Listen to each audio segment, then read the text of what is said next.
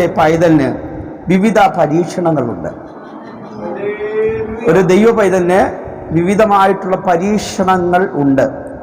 എന്നാൽ ആ പരീക്ഷണങ്ങളെല്ലാം എന്ത് ചെയ്യണമെന്നറിയാമോ? ജയിക്കണം. സ്തോത്രം. ആ പരീക്ഷണങ്ങൾ വരുമ്പോൾ നമ്മൾ അതിൽ തോറ്റുപോകരുത്. സ്വതം നമ്മൾ ജയിക്കേണ്ടത് ആവശ്യമായിരിക്കുക. ദൈവത്തിന് മഹത്വം ഉണ്ടാകട്ടെ. സ്തോത്രം. നമുക്ക് ഒരുപാട് ആധാരമായിട്ട് ഒരു വചനഭാഗം വായിക്കാം. ദാനിയേൽ പ്രവാചകന്റെ പുസ്തകം 1-ാം അധ്യായം അതിൻ്റെ 8-ാമത്തെ വാക്യം അന്ന് വായിക്കാമോ? ദാനിയേൽ പ്രവാചകന്റെ പുസ്തകം 1-ാം അധ്യായം അതിൻ്റെ 8-ാമത്തെ വാക്യം. എന്നാൽ രാജാവിൻ്റെ ഭോജനം കൊണ്ടും അവൻ കുടിക്കുന്ന വീഞ്ഞുകൊണ്ടും തന്നെത്താൻ അശുദ്ധമാക്കിയില്ല എന്ന് ദാനിയേൽ ഹൃദയത്തിൽ നിശ്ചയിച്ചു. തനിക്ക് അശുദ്ധി ഭവിപ്പാൻ ഇടവരുത്തരുതെന്ന് ഷണ്ഡാധിപനോട് അപേക്ഷിച്ചു. ദൈവത്തിന് മഹത്വമുണ്ടാകട്ടെ. ഇവിടെ ഒരു വലിയ പരീക്ഷണത്തിന് ദൈവത്തിൻ്റെ ദാസനായ ദാനിയേൽ വിധേയനാകുവാൻ ഇടയായി തീർന്നു. ദാനിയേലിനെ കുറിച്ച് നമ്മൾ പഠിക്കുമ്പോൾ അവൻ ഒരു ദൈവഭക്തനായിരുന്നു. വിശുദ്ധിക്ക് വേണ്ടി നിന്ന ഒരു വ്യക്തിയാണ്. ഞാൻ പറയുന്നത്, ദൈവത്തിൻ്റെ മക്കളെ, നമുക്ക് ആദ്യത്തെ പരീക്ഷണം വരുന്നത് നമ്മുടെ വിശുദ്ധിക്ക് എതിരെയുള്ള ഒരു പരീക്ഷണം വരുവാൻ സാധ്യതകളുണ്ട്. കാരണം എന്താണെന്ന് ചോദിച്ചാൽ, സ്തോത്രം, ഈ ദാനിയേലിനെ കുറിച്ച് നമ്മൾ പഠിക്കുമ്പോൾ ഇപ്പോൾ അവരായിരിക്കുന്നത് പ്രവാസത്തിലാണ് ആയിരിക്കുന്നത്. യഹൂദ ദേശം അല്ലെങ്കിൽ ഇസ്രായേൽ രാജ്യം അവർ പ്രവാസികളായിട്ട് കൽദയ ദേശത്തേക്ക് പോകുവാനായിട്ട് ഇടയായി. ഇപ്പൊ നെബൂഖദ്നേസർ അവരെ പിടിച്ചുകൊണ്ട് പോകുവാൻ ഇടയായി തീർന്നു. അതിനു മുമ്പായിട്ട് ദൈവം അവർക്കൊരു മുന്നറിയിപ്പ് കൊടുക്കുവാനിടയായി. യിരെമ്യാ പ്രവാചകനിൽ കൂടി ദൈവം സംസാരിച്ചു. എന്താ സംസാരിച്ചെന്നറിയാമോ? സ്തോത്രം, നിങ്ങൾ ദൈവത്തിന്റെ കൽപ്പന വിട്ട് ഇടത്തോട്ടോ വലത്തോട്ടോ പോകരുത്. ദൈവത്തെ ഭയപ്പെട്ട് ദൈവകൽപ്പന അനുസരിച്ച് നിങ്ങൾ മുന്നോട്ട് പോകണം എന്ന് ദൈവത്തിന്റെ ദാസനായ യിരെമ്യാവ് ശക്തമായിട്ട് എന്തിനേറെ കരഞ്ഞുകൊണ്ട് അദ്ദേഹം സ്വതന്ത്രം ദൈവത്തിന്റെ അരുളപ്പാടുകൾ അറിയിപ്പാനിടയായി തീർന്നു. എന്നാൽ ആ കാലഘട്ടത്തിലെ ജനങ്ങൾ എന്ത് ചെയ്തെന്നറിയാമോ? ദൈവത്തിന്റെ ദൂത് അനുസരിക്കാതെ അവർക്ക് ബോധിച്ചതുപോലെ തന്നിഷ്ടമായിട്ട് നടന്നപ്പോൾ ദൈവം എന്ത് ചെയ്യുന്നറിയാമോ? ബാബേൽ ചക്രവർത്തിയായ നെബൂഖദ്നേസറിനെ അവരുടെ ഇടയിലേക്ക് അയക്കുകയും അവരെ യുദ്ധം ചെയ്ത് യെരൂശലേമിനെ നിരോധിക്കുകയും യെരൂശലേം ദേവാലയത്തെ കൊള്ളയടിക്കുകയും തുടർന്ന് അവിടെയുള്ള ജനത്തെ പ്രവാസികളായിട്ട് ബദ്ധരായിട്ട് പ്രവാസത്തിലേക്ക് പിടിച്ചുകൊണ്ടുപോകുവാനായിട്ട് ഇടയായി തീർന്നു. ഞാൻ ദൈവമക്കളോട് പറയട്ടെ, നമുക്ക് ദൈവം തന്നിരിക്കുന്ന വിശുദ്ധ കൽപ്പനകളുണ്ട്, വിശുദ്ധ പ്രമാണങ്ങളുണ്ട്. അത് വിട്ട് നമ്മൾ ഇടത്തോട്ടോ വലത്തോട്ടോ പോകരുത്. പോയാൽ ഹല്ലേലൂയ, നമുക്കും ഇതുപോലെയുള്ള അനിഷ്ട സംഭവങ്ങൾ നമുക്ക് വരുത്തുവാനിടയായി തീരും. ഹല്ലേലൂയ. അതുകൊണ്ട് ഒരിക്കലും നമുക്ക് ദൈവം അതിവിശുദ്ധമായ പ്രമാണമാണ് ദൈവം നമുക്ക് തന്നിരിക്കുന്നത്. ദൈവത്തിന്റെ കൽപ്പനകൾ സ്വന്തം ഭാരമുള്ള കൽപ്പനയല്ല ദൈവം നമുക്ക് നൽകിയിരിക്കുന്നത്. ഹല്ലേലൂയ. അവന്റെ ചുമട് മൃദുവായിട്ടുള്ളതാണ്, ലഘുവായിട്ടുള്ളതാണ്. സ്വന്തം നമുക്ക് അനുസരിക്കുവാൻ പറ്റിയ കൽപ്പനകളാണ് നമ്മുടെ ദൈവം നമുക്ക് നൽകുവാനായിട്ട് ഇടയായി തീർന്നത്. അതുകൊണ്ട് സ്തോത്രം ദൈവമക്കളെ, ദൈവം നമുക്ക് തന്നിരിക്കുന്ന കൽപ്പനകളെ നമ്മളുടെ അന്ത്യം വരെയും ആ കൽപ്പനകളെ പാലിച്ചു പോകണം എന്ന് ഈ രാത്രിയിൽ ദൈവമക്കളോട് ഞാൻ ആഹ്വാനം ചെയ്യുകയാണ്. ഇവിടെ നോക്കൂ, ഒരു പരീക്ഷണം, ഒന്നാമത്തെ പരീക്ഷണം എന്താണെന്ന് അറിയാമോ? ഈ സ്വന്തം വിശുദ്ധിക്ക് എതിരെയുള്ള ഒരു പരീക്ഷണം വരുവാൻ ഇടയായി തീർന്നു. നോക്കൂ, സ്വന്തം പ്രവാസത്തിലായിരിക്കുമ്പോഴും ദാനിയേലിന്റെ ഹൃദയത്തിൽ അവൻ തീരുമാനമെടുത്തു. സ്തോത്രം, രാജാവ് തരുന്ന ഭോജനം കൊണ്ടും അവൻ കുടിക്കുന്ന വീഞ്ഞുകൊണ്ടും ഞങ്ങളെ തന്നെ അശുദ്ധമാക്കിയില്ല എന്ന് ഒരു തീരുമാനമെടുക്കുവാൻ ഇടയായി തീർന്നു. എങ്ങനെയാ വാഗൊണ്ട് അവൻ പറയുകയല്ലായിരുന്നു, ഹൃദയത്തിൽ അവൻ തീരുമാനമെടുപ്പാൻ ഇടയായി തീർന്നു. ദൈവമക്കളെ, ഈ തീരുമാനമെടുത്തപ്പോഴാണ് എന്ത് പരീക്ഷണങ്ങൾ വരുവാൻ ഇടയായി തീർന്നത്. അല്ലെങ്കിൽ ആ കാലഘട്ടത്തിൽ സ്വന്തം ജാതികളായിട്ടുള്ള ആൾക്കാർ ഭക്ഷിക്കുന്നത് സ്വന്തം എന്താണ്? വിഗ്രഹാർപ്പിതമായിട്ടുള്ള ഭക്ഷണങ്ങൾ അവർക്കുണ്ട്. യഹൂദനെ സംബന്ധിച്ച് അവർ കഴിക്കേണ്ടത് ഭക്ഷണത്തെ കുറിച്ച് പ്രമാണമുണ്ട്. ഹല്ലേലൂയ, സ്തോത്രം, ജാതികളായിട്ടുള്ള ആൾക്കാർ ഭക്ഷിക്കുന്നത് അവരുടെ പ്രധാന ഭക്ഷണമായിരുന്നു. പന്നിയെ എന്ത് ചെയ്യുന്നറിയാമോ? ആഹാരമായിട്ട് എന്ത് ചെയ്യും? അവർ കഴിക്കുമായിരുന്നു. സ്തോത്രം. എന്നാൽ ഈ പന്നിയെ കഴിക്കുന്നത് സ്തോത്രം ആർക്ക് നിക്ഷിപ്തമായിരുന്നു? യഹൂദാജനത്തിന് നിക്ഷിപ്തമായിരുന്നു. സ്തോത്രം. ഹല്ലേലൂയ. നോക്കൂ, സ്തോത്രം. തന്നെയുമല്ല, വിഗ്രഹങ്ങൾക്ക് അർപ്പിച്ച ആ വിഗ്രഹാർപ്പിതം എന്താണെന്നറിയാമോ? അത് ഭക്ഷിക്കേണ്ടതായിട്ടൊക്കെ വരും. ഹല്ലേലൂയ. പക്ഷേ ഇവിടെ ദാനിയേൽ എന്തെന്നറിയാമോ? ഒരു തീരുമാനമെടുത്തു. എന്താണെന്നറിയാമോ? രാജാവ് തരുന്ന ഭോജനം കൊണ്ട്, അല്ലെങ്കിൽ അവൻ കുടിക്കുന്ന വീഞ്ഞുകൊണ്ട് ഞങ്ങളെ തന്നെ അശുദ്ധമാക്കുകയില്ല എന്ന് അവൻ ഹൃദയത്തിൽ നിശ്ചയിപ്പാനിടയായി തീർന്നു. ഹല്ലേലൂയ. എന്തിനേറെ പറയട്ടെ ദൈവത്തിന്റെ മക്കളെ, ആ പരീക്ഷണത്തിൽ ദാനിയേൽ എന്ത് ചെയ്യുന്നറിയാമോ? അതേ വിജയിപ്പാനായിട്ട് ഇടയായി തീർന്നു. അങ്ങനെയാണെങ്കിൽ നമ്മൾ ഒന്നാമത്തെ പരീക്ഷണം എന്താണെന്ന് ചോദിച്ചാൽ, നമുക്ക് വിശുദ്ധിക്കെതിരെ ഒരു പരീക്ഷണം വരുവാൻ ഇടയായി തീരും. അവിടെയാണ് ദൈവവേദനെ നീ എന്താണെന്നറിയാമോ? ജയിക്കേണ്ടത് ആവശ്യമായിരിക്കുകയാണ്. വിഗ്രഹാർപ്പിതം ഭക്ഷിപ്പാൻ നമുക്കെന്താണ്? അനുവാദമില്ല. സ്തോത്രം. ഹല്ലേലൂയ. ദൈവത്തിന് മഹത്വം ഉണ്ടാകട്ടെ. സ്തോത്രം. നമ്മൾ എല്ലാ തലങ്ങളിലും വിശുദ്ധിക്ക് വേണ്ടി നിൽക്കണം. അല്ലെങ്കിൽ വേർപാട് പാലിച്ചു നിൽക്കണം. അതാണ് ദൈവം നമ്മെ കുറിച്ച് ആഗ്രഹിക്കുന്നത്. ദൈവത്തിന്റെ വചനം എന്ത് പറയുന്നു? ദൈവം തന്നെ ജനത്തോട് ഇങ്ങനെയാണ് സംസാരിക്കുന്നത്. എന്നാൽ ഞാൻ വിശുദ്ധനാകിയാൽ നിങ്ങളും എന്താണെന്നറിയാമോ? വിശുദ്ധരാകുവിൻ എന്നാണ് ദൈവം നമ്മെ ദൈവത്തിന്റെ വചനം നമ്മെ പഠിപ്പിക്കുന്നത്. ഹല്ലേലൂയ. നമ്മെ കുറിച്ച് വേദപുസ്തകം പറയുന്നത് എന്താണെന്നറിയാമോ? നമ്മൾ ആരാണ്? വിശുദ്ധന്മാരാണ്. ആണോ? ഞാൻ വിശുദ്ധനാണെന്ന് ഉറപ്പുള്ളവർ കരങ്ങൾ ഉയർത്തി ഹല്ലേലൂയ പറഞ്ഞാട്ട്. കാരണമല്ലോ, യേശുവിന്റെ രക്തത്താൽ വിലയ്ക്ക് വാങ്ങപ്പെട്ട നമ്മൾ, രക്ഷിക്കപ്പെട്ട നമ്മൾ, ഹല്ലേലൂയ, ദൈവത്തിന്റെ കൽപ്പനയായ വിശ്വാസ സ്നാനം സ്വീകരിച്ച നമ്മൾ, വേർപെട്ട ദൈവത്തെ ആരാധിക്കുന്ന നമ്മൾ, ഹല്ലേലൂയ, ദൈവത്തിന്റെ ദൃഷ്ടിയിൽ ഞാൻ പറയട്ടെ, നമ്മൾ വിശുദ്ധരായിട്ടുള്ള വ്യക്തി ജനമാണ്. ഹല്ലേലൂയ. നമ്മൾ വിശുദ്ധ ജനമാണ്. ആണോ ദൈവമക്കളെ? എപ്പോഴും ആ ഉറപ്പുണ്ടായിരിക്കണം. ഹല്ലേലൂയ. നമ്മുടെ സ്തോത്രം, നമ്മൾ ജോലി ചെയ്യുന്ന ഇടത്തായാലും, ഹല്ലേലൂയ, സ്തോത്രം, ഒരു യാത്ര ചെയ്യുന്ന സമയത്തായാലും, ഏത് സന്ദർഭത്തിലായിരുന്നാലും ഞാനൊരു ദൈവത്തിന്റെ പൈതലാണ്, ഞാൻ ദൈവത്തിന്റെ വിശുദ്ധനാണ്, ഞാൻ എൻ്റെ ദൈവത്തിന്റെ മാന്യനാണ് എന്നുള്ളൊരു ബോധം നമ്മെ എപ്പോഴും ഭരിക്കുവാനായിട്ട് ഇടയായി തീരണം. ഹല്ലേലൂയ. ദൈവത്തിന് മഹത്വം ഉണ്ടാകട്ടെ. സ്തോത്രം. ഇവിടെ ദാനിയേൽ ആ ഒന്നാമത്തെ പരീക്ഷയിൽ എന്താണ്? പരീക്ഷയിൽ എന്താണ്? ജയിക്കുവാനായിട്ട് ഇടയായി തീർന്നു. ഹല്ലേലൂയ. അന്നേരം എന്താണ്? സ്തോത്രം, ഒന്നാമത്തെ പരീക്ഷണം എന്ന് പറയുന്നത് വിശുദ്ധിക്കെതിരെയുള്ള പരീക്ഷണമാണ്.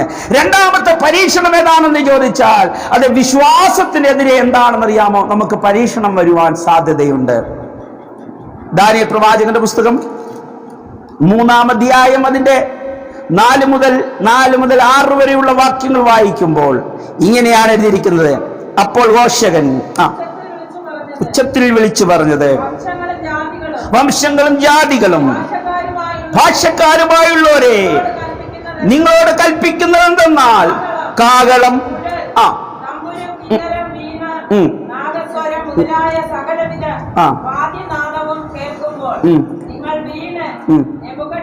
രാജാവ് നിർത്തിയിരിക്കുന്ന സ്വർണ്ണബിംബത്തെ നമസ്കരിക്കണം. ആരെങ്കിലും വീണ് നമസ്കരിക്കാതെയിരുന്നാൽ അവനെ ആ നാഴികയിൽ തന്നെ എരിയുന്ന തീച്ചൂളയിൽ ഇട്ടുകളയും. അത് മതി. ദൈവത്തിന്റെ മഹത്വം ഉണ്ടാകട്ടെ. എന്താണ് നമ്മൾ ഇവിടെ വായിച്ചു കേട്ടത്? അടുത്ത ഒരു പരീക്ഷണം എന്ന് പറയുന്നത് വിശ്വാസത്തിന് എതിരെ ഒരു പരീക്ഷണം വരികയാണ്. സ്തോത്രം. ഇവിടെ നെബൂഖദ്നേസർ രാജാവ് എന്ത് ചെയ്തു? പൊന്നുകൊണ്ടൊരു ബിംബമുണ്ടാക്കി. അതിന്റെ ഉയരം 60 മുഴം, വണ്ണം 6 മുഴം ആയിരുന്നു. അവൻ അതിനെ ബാബേൽ സംസ്ഥാനത്ത് ദുരാസമഭൂമിയിൽ എന്താണ് നിർത്തി. എന്നിട്ട് സർവജനത്തെ വിളിച്ചു കൂട്ടിട്ട് പറയുകയാണ്, ഈ സ്തോത്രം കാഹളവും നാദസ്വരവും കുഴലും തമ്പുരും കിന്നരവും വീണ എന്നുവേണ്ട ഇതൊക്കെ എന്ത് ചെയ്യുന്നറിയാമോ? ഇതിന്റെയൊക്കെ സ്തോത്രം, ഇതിന്റെ നാദം കേൾക്കുമ്പോൾ നിങ്ങൾ എന്ത് ചെയ്യുന്നറിയാമോ? ഞാൻ വെച്ചിരിക്കുന്ന ഈ വിഗ്രഹത്തെ എന്ത് ചെയ്യണമെന്നറിയാമോ? വീണെന്ത് ചെയ്യണമെന്നറിയാമോ? നമസ്കരിച്ചില്ലെങ്കിൽ എന്ത് ചെയ്യും? ഈ ചൂളയിലിട്ട് കളയും. സ്തോത്രം. ഇവിടെ പ്രമാണമുള്ള ദൈവത്തിന്റെ ദാസന്മാർ ഇവിടെ ഉണ്ട്. ദാനിയേൽ, ശത്രുക്കൾ, മേശക്ക്, അബേദ്നെഗോ, ഹല്ലേലൂയ, എന്നാൽ ദൈവത്തിന്റെ മക്കളെ സ്തോത്രം, ഇവരുണ്ടല്ലോ ഈ പ്രമാണം എന്ത് ചെയ്തില്ല. അവർ ധീരതയോടെ പറഞ്ഞൊരു കാര്യമുണ്ട്, ഞങ്ങളുടെ ദൈവം എന്താണെന്ന് അറിയാമോ? ഞങ്ങൾ സേവിക്കുന്ന ദൈവത്തിന് ഞങ്ങളെ വിടുവിപ്പാൻ കഴിയുമെങ്കിൽ അവൻ ഞങ്ങളെ എരിയുന്ന തീച്ചൂളയിൽ നിന്നും രാജാവിന്റെ കയ്യിൽ നിന്നും വിടുവിക്കും. അല്ലെങ്കിലും ഞങ്ങൾ രാജാവിന്റെ ദേവന്മാരെ എന്ത് ചെയ്യില്ല. അതവരുടെ ധീരത. ഇങ്ങനെ ഒരു പരീക്ഷണം നമുക്ക് വരികയാണ്. വലിയൊരു തീ കൂട്ടിയിട്ട് ഹല്ലേലൂയ ഒരു തീച്ചൂള ഉണ്ടാക്കിയിട്ട് അതിന്റെ അരികിൽ കൊണ്ട് നിർത്തിയിട്ട് പറയുക, നീ നിന്റെ യേശുവിനെ തള്ളിപ്പറ. ഹല്ലേലൂയ. പറഞ്ഞില്ലെങ്കിൽ ഇതിനകത്ത് തള്ളിയിടും എന്നൊരു പരീക്ഷണം നമുക്ക് വന്നാൽ നമ്മൾ എങ്ങനെയായിരിക്കും ദൈവമക്കളെ? Praise the Lord, praise the Lord, hallelujah. ദൈവത്തിന്റെ മക്കളെ, അവിടെ നമ്മൾ ധീരതയോടെ എന്ത് ചെയ്യണം? ഇന്നൊത്തിരി വിലകിനതായിട്ടുള്ള വിശ്വാസികളുണ്ട്. ഹല്ലേലൂയ. സ്വതന്ത്രം സാഹചര്യങ്ങൾ അനുസരിച്ച് എന്ത് ചെയ്യുന്നറിയാമോ? സ്വതന്ത്രം കർത്താവിനെ എന്ത് ചെയ്യും? തള്ളി പറയുന്നത്. വചനം പറയുന്ന ഭീരുക്കൾ, അവിശ്വാസികൾ ഇവരെവിടെ പോകത്തില്ലെന്നാ. അന്നേരം നമ്മൾ എന്ത് ചെയ്യുന്നറിയാമോ? സ്വതന്ത്രം ഭീരുക്കളായി മാറരുത്. വിശ്വാസത്തോട് വീര്യം കൂട്ടുന്നവരായി തീരണം. ഹല്ലേലൂയ. സ്തോത്രം. ഒരിക്കൽ ഇയ്യോബ് ഇങ്ങനെ പറഞ്ഞു, അവൻ എന്നെ കൊന്നാലും എന്റെ നടപ്പ് അവന്റെ മുമ്പാകെ എന്താണ്? ദൈവത്തിന് മഹത്വം ഉണ്ടാകട്ടെ. ഇവിടെ എന്താണെന്നറിയാമോ? എല്ലാവരും സ്വതം വാവേ സംസ്ഥാനത്തിലെ എല്ലാവരും വന്ന് വിഗ്രഹത്തെ നമസ്കരിക്കുമ്പോൾ ഈ സ്തോത്രം 3 ബാലന്മാരെന്ത് ചെയ്യുന്നറിയാമോ? നമസ്കരിക്കാതെ ധീരതയോടെ നിൽപ്പാനിടയായി തീർന്നു. അവരെ എന്നിട്ട് എന്ത് ചെയ്യുന്നറിയാമോ? തീച്ചൂളയിൽ ഇടുവാനിടയായി. പക്ഷേ സ്തോത്രം, ഇതെല്ലാം മുന്നമേ ദൈവത്തിനറിയാം. തൻ്റെ കുഞ്ഞുങ്ങളെ വിടുവിപ്പാനായിട്ട് ദൈവം 4-മനായിട്ട് എവിടെ ഇറങ്ങി വന്നെന്നറിയാമോ? ആ തീച്ചൂളയിലേക്ക് ഇറങ്ങി വരുവാനിടയായി. ഹല്ലേലൂയ. സ്തോത്രം. ദൈവത്തിന്റെ മക്കളെ സ്തോത്രം, ആ തീച്ചൂള അതേ സ്തോത്രം അവരുടെ അതേ ശരീരത്ത് ഒരു കേടുപാടും അതേ സംഭവിപ്പാൻ ദൈവം അനുവദിച്ചില്ല. ഞാൻ പറഞ്ഞത് ദൈവത്തിന്റെ മക്കളെ, നമ്മളും ഇങ്ങനെയുള്ള അനുഭവത്തിൽ കൂടി കടന്നു പോകുമ്പോൾ നമ്മൾ കർത്താവിന് വേണ്ടി വിശ്വാസത്തോടെ നിൽക്കാമെങ്കിൽ ദൈവം നമുക്ക് വേണ്ടി ഇറങ്ങി വരുവാനിടയായിത്തീരും. ശത്രുവിന്റെ മുമ്പാകെ വിട്ടുകൊടുക്കുന്നവനല്ല നമ്മുടെ ദൈവം. ശത്രുവിന്റെ മുമ്പാകെ മേശയൊരുക്കുന്നവനാണ് നമ്മുടെ ദൈവം. ശത്രുവിന്റെ മുമ്പാകെ നമ്മെ ഉയർത്തുന്ന ഒരു ദൈവമാണ്. വചനമെന്ന് പറയുന്നത്, എന്നെ എതിർക്കുന്നവർക്ക് മീതെ നീ എന്നെ ഉയർത്തുന്നു എന്ന. ദൈവത്തിന് മഹത്വം ഉണ്ടാകട്ടെ. ഈ പരീക്ഷണത്തിനും ആര് ജയിച്ചെന്നറിയാമോ? ഈ ബാലന്മാർ ജയിക്കുവാനിടയായിത്തീർന്നു. അങ്ങനെയാണെങ്കിൽ വിശ്വാസത്തിനെതിരെ നമുക്ക് പരീക്ഷണം വരും. ഈ സമയത്തും ദൈവമക്കൾ എന്താണെന്നറിയാമോ? ഹല്ലേലൂയ. ദൈവത്തിന്റെ പ്രമാണം മുറുകെ പിടിക്കേണ്ടത് ഏറ്റവും ആവശ്യമായി. ദൈവത്തിന് മഹത്വം ഉണ്ടാകട്ടെ. അടുത്ത പരീക്ഷണം എന്ന് പറയുന്നത് പ്രാർത്ഥനയ്ക്കെതിരെ ഒരു പരീക്ഷണമുണ്ട്. ആദ്യത്തെ പരീക്ഷണം വിശുദ്ധിക്കെതിരെയാണ്. രണ്ടാമത്തെ പരീക്ഷണം വിശ്വാസത്തിനെതിരെ. മൂന്നാമത്തെ പരീക്ഷണം ഏതാണെന്ന് ചോദിച്ചാൽ നമ്മുടെ പ്രാർത്ഥനയ്ക്കെതിരെ എന്താണ്? സ്തോത്രം. പിശാചിന് ഏറ്റവും കൂടുതൽ പേടി എന്താണെന്നറിയാമോ? പ്രാർത്ഥിക്കുന്നവരെയാണ്. പ്രാർത്ഥിക്കുന്നവരെ പിശാചിന് ഭയങ്കര പേടിയാണ്. പക്ഷെ പ്രാർത്ഥിക്കാതിരിക്കാൻ അവൻ എന്താണെന്നറിയാമോ? ദൈവമക്കളെ പ്രാർത്ഥിക്കാതിരിക്കാൻ എന്തെങ്കിലുമൊക്കെ സാഹചര്യങ്ങൾ അവൻ എന്ത് ചെയ്യും? ഹല്ലേലൂയ. പ്രാർത്ഥിക്കാൻ തുടങ്ങിയാൽ പിശാചിനറിയാം അവൻ്റെ അടിത്തറ എന്ത് ചെയ്യും? ഇളകും. അതുകൊണ്ട് അത് കണ്ട് ഒരിക്കല് ഞങ്ങളുടെ ഒരു പാസ്റ്റർ തേവലക്കരയിൽ ഇരുന്ന ഒരു ദൈവദാസൻ പറഞ്ഞൊരു കാര്യമുണ്ട്. നമ്മൾ പ്രാർത്ഥിക്കാതിരിക്കുന്ന സമയത്ത് ഉറക്കം വരുവാണെങ്കിൽ എന്ത് ചെയ്യുന്നറിയാമോ? ബൈബിൾ വായിച്ചുകൊണ്ടിരിക്കുന്ന സമയത്ത് ഉറക്കം വരുവാണെങ്കിൽ പ്രാർത്ഥിച്ചോണം. എങ്ങനെയായാലും പിശാചിനെ നമ്മൾ എന്ത് ചെയ്യണമെന്നറിയാമോ? തോപ്പിച്ചോണം, പരാജയപ്പെടുത്തണം. ദൈവത്തിന് മഹത്വം ഉണ്ടാകട്ടെ. ഇവിടെ ഇതാ സ്തോത്രം, ദാനിയേലിനെതിരെ ആയിട്ടാണ് ശത്രുക്കൾ എഴുന്നേൽക്കുകയാണ്. ദാനിയേൽ ആരാണ്?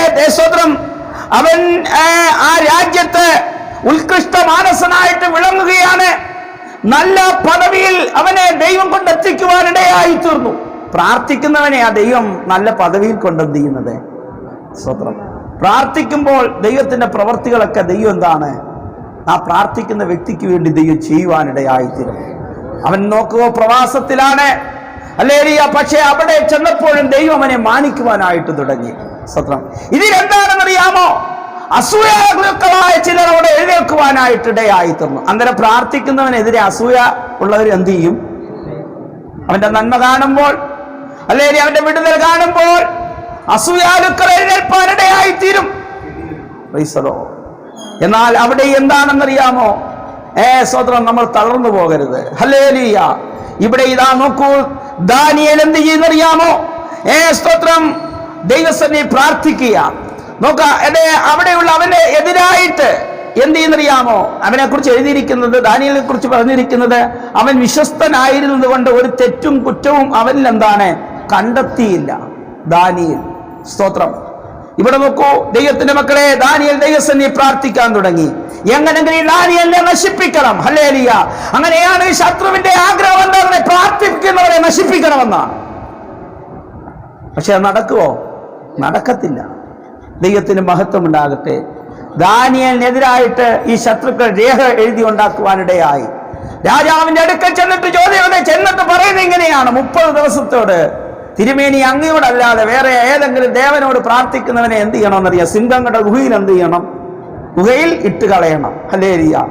പക്ഷേ ഇവിടെ ദാനിയേൽ ഇതൊക്കെ അറിഞ്ഞെങ്കിലും എന്താണെന്നറിയാമോ? അവൻ പതിവ് പോലെ, അങ്ങനല്ലേ എഴുതിയിരിക്കുന്നത്, മുമ്പേ ചെയ്യുന്നത് പോലെ ദൈവത്തിന്റെ സന്നിധിയിൽ ചെന്നിരുന്ന് ഹല്ലേലൂയ മുട്ടുകുത്തി തന്റെ ദൈവത്തിന്റെ സന്നിധിയിൽ അവൻ സ്തോത്രം ചെയ്ത് പ്രാർത്ഥിപ്പാനായിട്ട് തുടങ്ങി.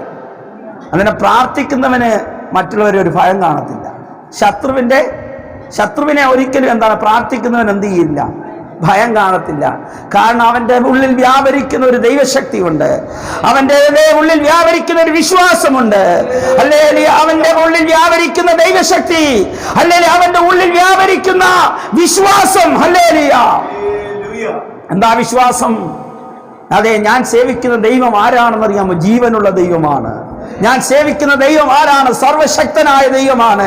ഞാൻ സേവിക്കുന്ന ദൈവം ആരാണ്? സർവജ്ഞാനിയായ ദൈവമാണ്. ഞാൻ സേവിക്കുന്ന ദൈവം ആരാണ്? നിത്യനായ ദൈവമാണ്. ഞാൻ സേവിക്കുന്ന ദൈവം ആരാണെന്നറിയാമോ? ഈ പ്രപഞ്ചത്തെ മുഴുവൻ ഉണ്ടാക്കിയവനായ ഒരു ദൈവമാണ്. ഞാൻ സേവിക്കുന്ന ദൈവം ആരാണെന്നറിയാമോ? സാത്താന്റെ ആയുധവർഗത്തെ വെപ്പിച്ചവനാണ്. ഞാൻ സേവിക്കുന്ന ദൈവം ആരാണെന്നറിയാമോ? ഹല്ലേലൂയ. മരണത്തിന്റെ അധികാരിയായ പിശാചിനെ തോൽപ്പിച്ചവനാണ്. ഈ വിശ്വാസം എന്ത് ചെയ്യുന്നറിയാമോ? ദാനിയേലിനുണ്ടായിരുന്നു ദൈവം ആരാണെന്നുള്ളൊരു തിരിച്ചറിവ്. ഹല്ലേലൂയ. അവൻ മുട്ടുകുത്തി പ്രാർത്ഥിച്ചു. സ്തോത്രം. ഹല്ലേലൂയ. ശത്രുക്കൾ വന്നു, രാജാവിനോട് പറഞ്ഞു. ഹല്ലേലൂയ. രാജാവിന്റെ കൽപ്പന പ്രകാരം അവനെ സിംഹങ്ങളുടെ വായിൽ എന്താണെന്നറിയാമോ? സിംഹങ്ങളുടെ ഗുഹയിലേക്ക് എന്ത് ചെയ്യുന്നറിയാമോ? ഇടുവാൻ ഇടയായി തീർന്നു. സ്തോത്രം. ഹല്ലേലൂയ. എന്നാൽ സിംഹങ്ങൾ എന്ത് ചെയ്യുന്നറിയാമോ? അവന് ഒരു കേടുപാടുകളും വരുത്തിയില്ല. ദൈവത്തിന്റെ മക്കളെ, സ്തോത്ര. ഹല്ലേലൂയ. അതേ സ്തോത്ര. സിംഹങ്ങൾ അവന് അനുകൂലമായി നിൽക്കുകയാണ്.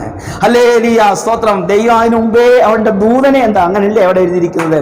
ദൈവം തന്റെ ദൂതനെ അവിടെ ഇറക്കുവാനിടയായി തീർന്നു. ഹല്ലേലൂയ. നോക്കൂ ദൈവത്തിന്റെ മക്കളെ, അവിടെയും അതേ ദാനിയേൽ ജയിപ്പാനായിട്ട് ഇടയായി തീർന്നു. അങ്ങനെയാണെങ്കിൽ നമ്മൾ പ്രാർത്ഥിക്കുകയാണെങ്കിൽ, ഹല്ലേലൂയ, നമുക്ക് വേണ്ടി ദൈവം എന്താണെന്നറിയാമോ? നമുക്ക് വേണ്ടി ഇറങ്ങി വരും. തന്നെയുമല്ല, നമുക്കെതിരെ വായും തുറന്നു നിൽക്കുന്ന ചില ആൾക്കാരൊക്കെ ഉണ്ട്. ഹല്ലേലൂയ. അവരുടെ വായൊക്കെ ദൈവം എന്താണ് അടപ്പിക്കുവാനിടയാകും. നീ പ്രാർത്ഥിച്ചാൽ മാത്രം മതി ദൈവവേദനേ. ഹല്ലേലൂയ. ഒന്നും തിരിച്ചൊന്നും സംസാരിപ്പാനായിട്ട് പോകണ്ട. ഒന്നും സ്വത്ര മറ്റുള്ള ഒരു കാര്യത്തിനുമായി അവരെന്നെ ഇങ്ങനെ പറഞ്ഞു എന്ന് പറഞ്ഞുകൊണ്ട് ഹല്ലേലൂയ നമ്മൾ തിരിച്ച് പ്രതികരിക്കാനൊന്നും വേണ്ട. നീ നിശബ്ദമായി പ്രാർത്ഥിച്ചാൽ മതി. അടയ്ക്കേണ്ടത് എന്റെ വായ ദൈവം അടപ്പിക്കുവാനിടയായി.